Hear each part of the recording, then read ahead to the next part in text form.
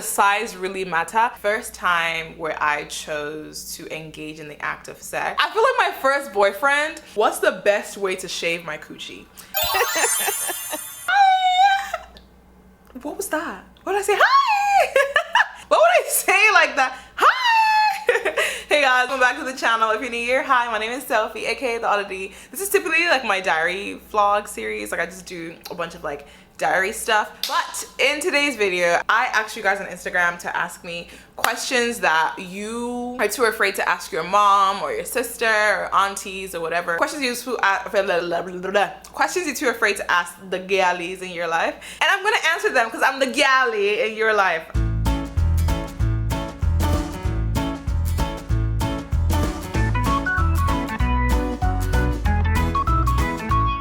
So yeah, I'm just gonna answer some questions and that is pretty much what the video is gonna be. Let's get into the question. Does not having a crush mean I'm broken, or not having a boyfriend at 19 mean I'm weird? Absolutely not! Absolutely not! No baby, no it doesn't. Oh my god, I wanna hug you so bad.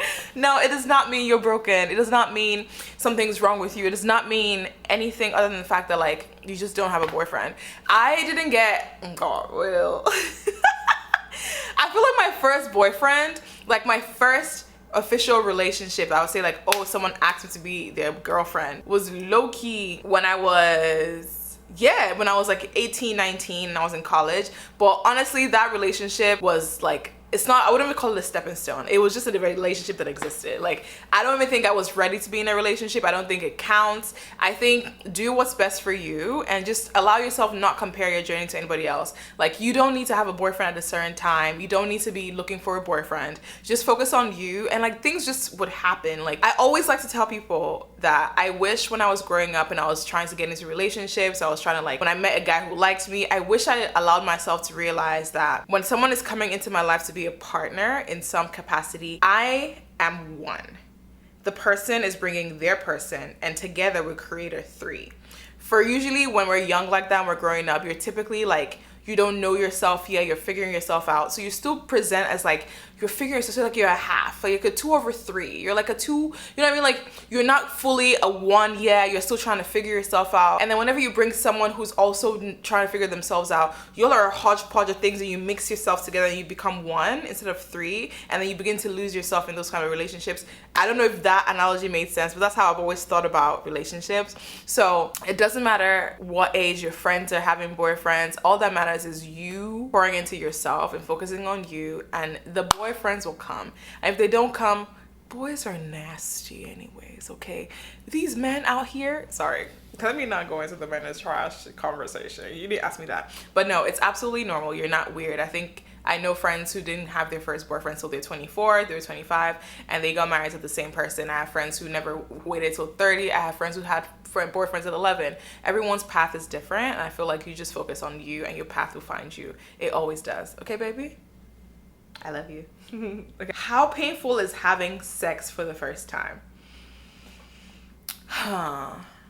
I've never said this out loud, or I feel like I've said it not necessarily like in public, but my first time was horrific in a whole different conversation. However, my first time where I chose to engage in the act of sex, it wasn't insanely painful. But again, every woman is so different. Every woman is different, okay? I want to point this out. Every girl is different. Every vagina is different. Every body, like everyone's body is different. So for you, it might be really painful. For others, it would be super easy. Some others it's not. Only because like virginity in itself is a construct. Like just the idea of breaking your hymen to like unleash virginity is such a construct. Like some people bleed a lot, some people bleed a little bit, some people don't even bleed at all. Like your body is yours and it's different. I always say what typically helps the experience is being with a partner who cares about you and is taking his time to make sure, or their time to make sure you're comfortable and you're feeling good and you're happy and you're excited. A lot of lube, foreplay should be involved. A lot of just care allows the experience to go a lot smoother for a lot of girls, if that makes sense. So just letting you know that sort of factoid. So I wouldn't say it's painful because it wasn't really painful for me. It was uncomfortable, but when you're doing it, and I know a lot of people's experience, like when you're doing it with someone who cares about you, that's usually the beauty of it, because like they know to take their time and make sure you're comfortable through the entire process. Sex is a lot either way, so you always want to make sure it's enjoyable. Okay. Okay. How can I make friends as an introvert? Find other introverted friends. And I know that's so hard to say because introverts probably are stating their own or reading, but like find interests. That's what I realized when I, especially as an adult growing up, I was like, it's hard when you're not in school with people, or when you're not in like church, or you know, groups where like you have to find people. So like interest always works. So find reading groups, running groups, find Pilates groups, find pottery groups, thrifting groups, like so many groups of people through interest. That way, like as an introvert, you like something. Do you like anime? Do you like watching TV shows? Do you like reality TV? Like find interest-based groups and then just try to like fit in there and start off with like those interests, and then that way you can start building your community. Like I know like Wine Girl Wednesdays are a thing, so like my friends who love to read books do a book club, and you don't even have to have conversations. You're just chilling and hanging out and just reading books together. Like find an interest-based group, and that way like you're building friendships like that. And also find something that makes you comfortable. I always tell this all the time, you don't want the loud big friend group. Like find what works for you, and if that's just finding a group through interest, just do that. Okay. What's the best way to shave my coochie? I actually don't know, but I saw this TikTok. I'm gonna try to put a TikTok right here of this girl talking about how she shaves, and that's what I've been using when I first started. So I don't laser, I've never waxed before, I've only ever used a razor. I feel like it's just the most time efficient for me. It's cheaper and it's just easy. And I know a lot of the population, not everybody has the money for waxing or lasering, or not everyone has the pain tolerance for waxing too. I don't have the pain tolerance. I might try it one time, but I just don't know if I'm ever gonna do laser or waxing, so I shave. If this is my coochie, I tend to like shave following the hairs, opposite, so like here, and down the middle, and then I open my legs and I shave the under as well, just a little bit, and that's it. Like I still like hair on my little area, so I try to shave just a little bit, so at least I feel comfortable and I'm not feeling sweaty or anything like that. But I'm gonna try to put the TikTok or link the TikTok down below for like what I learned when I was shaving. Hair remover creams also help. Nair, I know a lot of people use Nair. I know a lot of people use like other shaving creams. I love this Brazilian Bum shaving cream. That's what I started using. They only have it like CVS or Target, but there are other options that if you want, I can like link somewhere for you. What's the right age for a girl to have sex?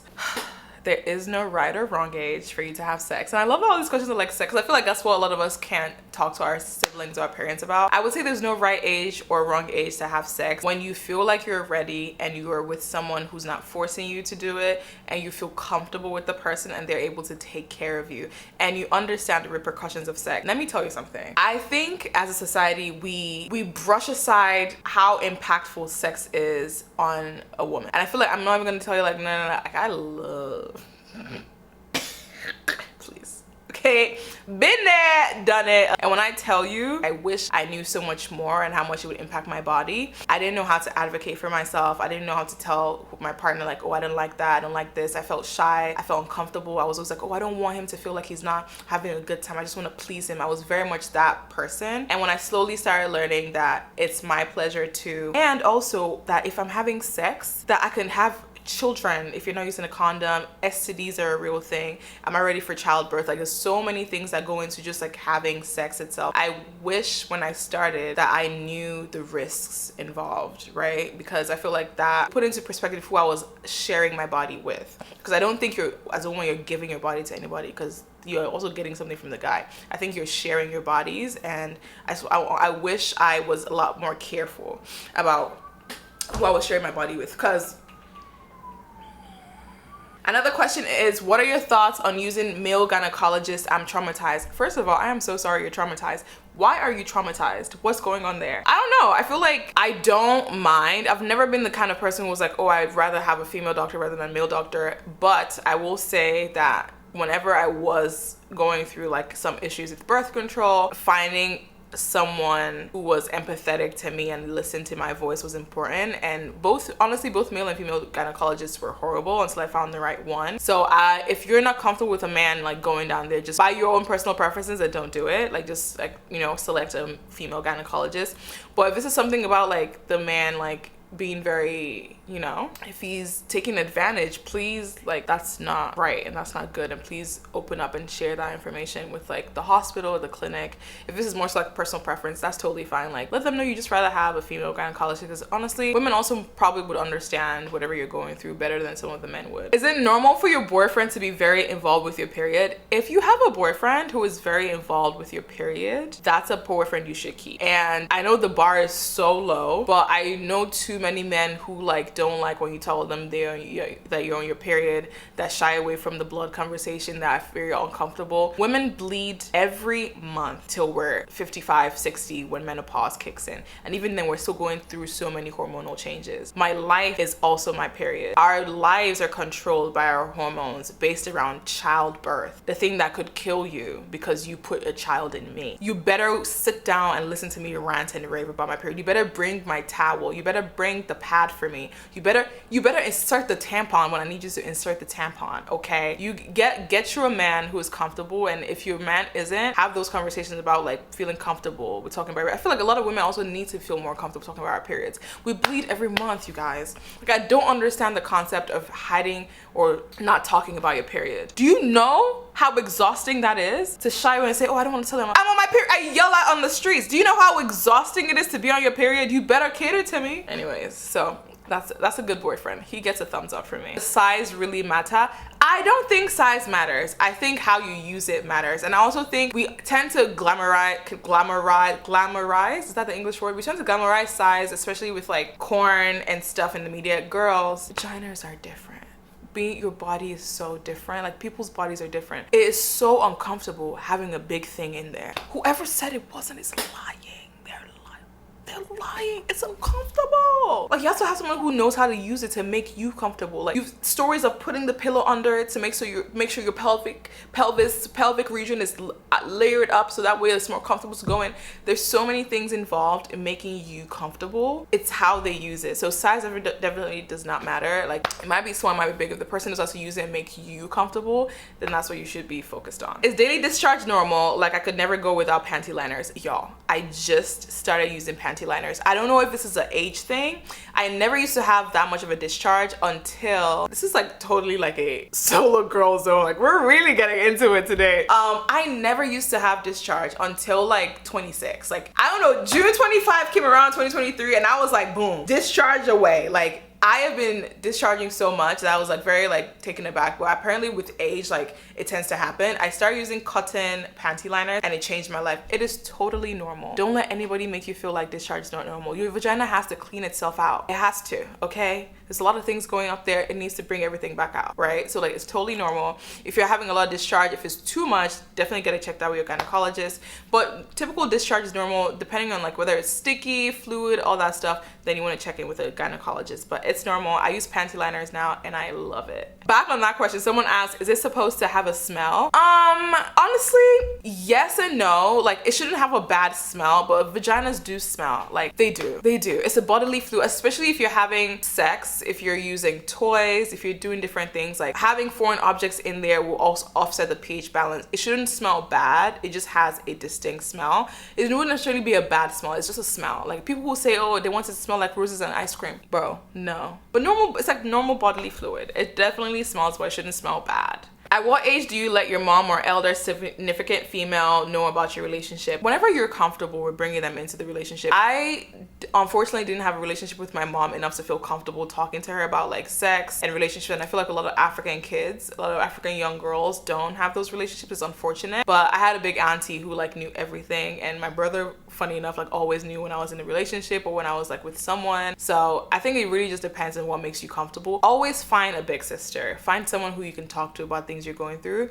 I think women succeed more in life because we have that community. I don't think any human should live in isolation, and men tend to sort of, and this is very general of course, tend to have emotional relationships with each other, but they tend to be very surface level. But with women, like, you have that community. You need a woman to tell you, that guy's crazy, or this is how you should be treated and stuff like that. So definitely when you're feeling comfortable, for sure, don't rush into it, because you don't want their opinions, you know, throw you away or make you feel less than and all that stuff. Oh, okay, someone's asking me, if you don't like sex because you don't like your body, how do you navigate that? I'm sorry you don't like your body, and I just want to say this, okay? I don't want to get preachy, but you only have one. I feel like society tends to let us feel like our bodies are things we can shape and mold and create to create an ideal shape. But the ideal body type in the 1900s versus 2000s versus 2010s versus even now this year versus last year is always different. If you notice, the BBL was in season last year, now it's not in season anymore. Skinny girls are rocking it last year, now they don't rock it anymore. Now it's for like the fupa's out and then the fupa's not in. There's so many restrictions and society tells you when and what is perfect, real, original. But you know what doesn't change? Humanity, the normal woman. And a normal woman looks exactly like you do because you're normal. Like, looks like what I look like. There is no ideal body type. Now, I love to tell people your body is just one. So if you ever want to change or you don't feel good about your body, I don't want you to look at it as like, I want her body, because you don't know if her mom was descended from Athena, some Greek goddess. That's why she looked like that. I don't even know what she looked like. You don't know where her hip bone starts. You don't know what her rib cage, you don't know what her diet looks like. You don't know anything. You're a different human being. What you can do is control how you want to make yourself feel. So always, always, always love your body at its best and allow yourself, treat your body like it's one, like it's the only one you're ever gonna get. Treat it with respect, love yourself. And if you want to change something because you, not society, you feel uncomfortable doing it, then I'd say go. Like I didn't like the fact that I had hair, so I shaved it off. Everyone's like, I'm crazy for it. But my head looked crazy, and now y'all are like, oh my god, she look like a bad bitch. I did not when I first shaved my head. I can show you proof, but I'm not gonna do that. Okay? I feel like I hope we get to the point where we realize our bodies are so beautiful and so special, and you just have the one, and you can't allow society to dictate what is a good, perfect body shape and body type, but instead make yourself feel really good. So if you're like, oh, I really do just want to feel toner, or I want to build muscle, you want to have a certain goal for your body, then work towards that and enjoy it while you're doing that. But don't say you don't like your body because you're comparing yourself to somebody else, because you don't know their story. All you know is your story, and your story is you got one body. So love on it as much as you can, okay? You better be your biggest cheerleader, okay? All right, that is all the questions I have. I feel like it was all about sex and bodies and sex and more sex, because I feel like that's normal. I love y'all so much. Tomorrow's video makes me really excited, and I can't wait to share what's going on. Don't forget to like, comment, and share this video with some girls who need to hear some of the fun stuff we talked about. I love you. Bye.